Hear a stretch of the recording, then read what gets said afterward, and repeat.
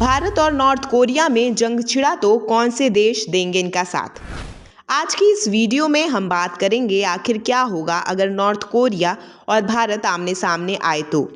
ये वीडियो बहुत ही दिलचस्प होने वाला है, तो वीडियो को एंड तक ज़रूर देखिएगा। तो चलिए शुरू करते हैं। नॉर्थ कोरिया के हैकिंग के केसेस ज़्यादातर पढ़ने को मिलते हैं। यूएन सिक्योरिटी काउंसिल की एक रिपोर्ट से ये पता चला है कि नॉर्थ कोरियन हैकर्स ने दुनिया से 50,000 करोड़ की क्रिप्टो करेंसी और फॉरेन करेंसी की चोरी की थी। अब आप सोच रहे होंगे कि आखिर नॉर्थ कोरिया ये सब अकेले करता कैसे होगा, तो चलिए आपके कंफ्यूजन को दूर करते हैं। बता दें कि नॉर्थ कोरिया अकेले नहीं बल्कि इस काम में उनकी मदद करते हैं चाइना के हैकर्स। दरअसल चाइना ज़्यादातर अपने महत्वपूर्ण फैसलों को नॉर्थ कोरिया के साथ शेयर करता है। नॉर्थ कोरिया के पास ऐसे परमाणु मिसाइल हैं जिसके चलते वो चाहे तो पूरी दुनिया को मिटा सकते हैं, और अगर कोई नॉर्थ कोरिया के खिलाफ आवाज उठाता है तो नॉर्थ कोरिया उस देश को परमाणु हमले की धमकियां तक दे देता है। अब आपके मन में ये सवाल आया होगा कि अगर नॉर्थ कोरिया और भारत की लड़ाई होती है तो उसमें किसकी जीत होगी। तो चलिए आगे बढ़ते हैं।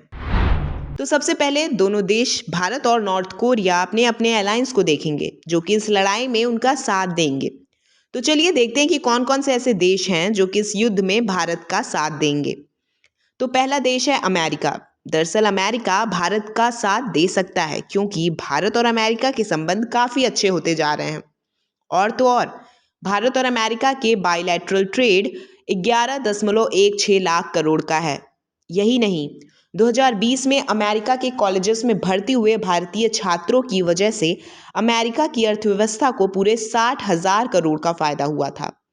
अब ऐसे में अमेरिका भारत की जगह नॉर्थ कोरिया की मदद तो नहीं ही करेगा। आपको बता दें कि नॉर्थ कोरिया और अमेरिका के संबंध काफ़ी पहले से ही खराब चल रहे हैं, और इसके पीछे का कारण है कोरिया का बंटवारा। दरअसल जो साउथ कोरिया था वो कभी अमेरिका के कब्जे में था और नॉर्थ कोरिया स्वतंत्र था, लेकिन नॉर्थ कोरिया के संबंध चाइना और रूस के साथ अच्छे होने की वजह से नॉर्थ कोरिया भी एंटी अमेरिकन हो गया था।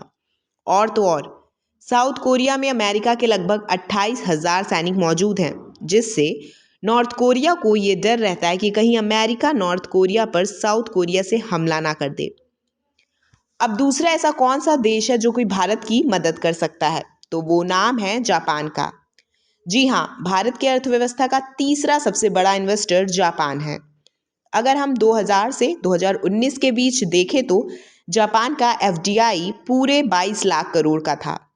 जापान की बड़ी बड़ी कंपनियां भारतीय बाजारों में इन्वेस्ट कर रही हैं, जैसे कि Maruti Suzuki, Sony, Nissan, Panasonic. यही नहीं, भारत के संबंध जापान के साथ इतने अच्छे हैं कि जापान की कंपनियां भारतीय बाजारों में इन्वेस्ट कर रही हैं। इतना ही नहीं, भारत और जापान की मिलिट्री टाइज भी काफ़ी अच्छे हैं। इंडिया को आज़ादी मिलने के बाद जापान ही एक ऐसा देश था जिसने भारत को एक देश के तौर पर पहचाना था, और भारत ने भी 1951 में जापान पे लगे हुए प्रतिबंध के खिलाफ आवाज़ उठाई थी। अब बात करते हैं नॉर्थ कोरिया की। दरअसल नॉर्थ कोरिया ने 1897 से लेकर 1983 के बीच कई जापान के लोगों को किडनैप करवाया था। और तो और नॉर्थ कोरिया का मिसाइल टेस्ट भी जापान के लिए एक बड़ा खतरा है।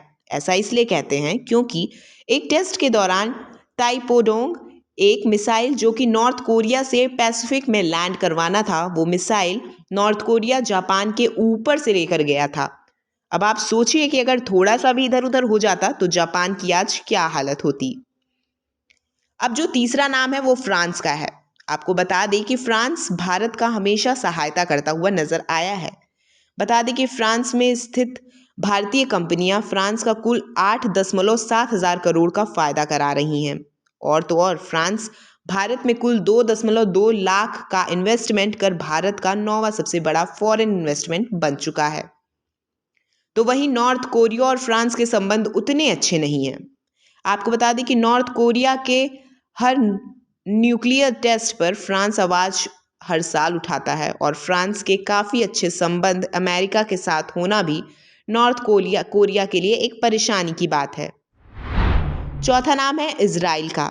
दोस्तों, इजराइल और भारत के संबंध काफ़ी गहरे हैं। दरअसल जब रूस को बहुत ही बुरे तरीके से मारा जा रहा था, तब उनका साथ देने के लिए भारत ही सामने आया था। और तो और इजराइल ही ऐसा देश है जो कि रूस के बाद सबसे ज़्यादा सैन्य उपकरणों को भारत में भेजता है। 1999 से लेकर 2009 तक इस लेन देन की पूरी 67,000 करोड़ हो चुके हैं। यही नहीं, इजराइल ने भारत को पुलवामा अटैक में जब भारत के कुल 40 सैनिकों को मारा गया था, तब इजराइल ने भारत को अपना अनकंडीशनल सपोर्ट भी दिया था। तो वहीं इजराइल नॉर्थ कोरिया का दुश्मन है। बता दें कि 1981 के पर्शियन गल्फ वॉर के दौरान ईरान को हथियार और तो और गोला बारूद की सप्लाई करके उसकी काफ़ी ज़्यादा मदद किया था। जैसा कि हमने बताया कि नॉर्थ कोरिया का सबसे अच्छा दोस्त चाइना है, क्योंकि नॉर्थ कोरिया का 90% ट्रेड चाइना के साथ ही होता है। आपको बता दें कि अगर ऐसा कुछ होता है तो चाइना नॉर्थ कोरिया की ही मदद करेंगे। ऐसा इसलिए क्योंकि इस जंग में चाइना के दो दुश्मन साथ में होंगे, एक तो भारत और दूसरा अमेरिका।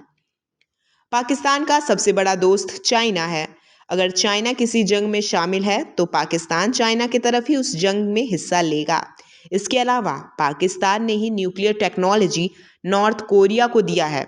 इससे ये पता लगाया जा सकता है कि नॉर्थ कोरिया और पाकिस्तान के संबंध भी काफ़ी अच्छे ही हैं। अब जो देश नॉर्थ कोरिया की मदद करेगा वो है सीरिया। दरअसल नॉर्थ कोरिया सीरिया को केमिकल हथियार बनाने में काफ़ी मदद करता है, ऐसा हमें पता चला था। उम्मीद करती हूँ कि इस वीडियो से आपको काफ़ी जानकारी मिली होगी। ऐसे ही खास जानकारियों के लिए हमारे चैनल को लाइक और सब्सक्राइब करना ना भूलें। धन्यवाद।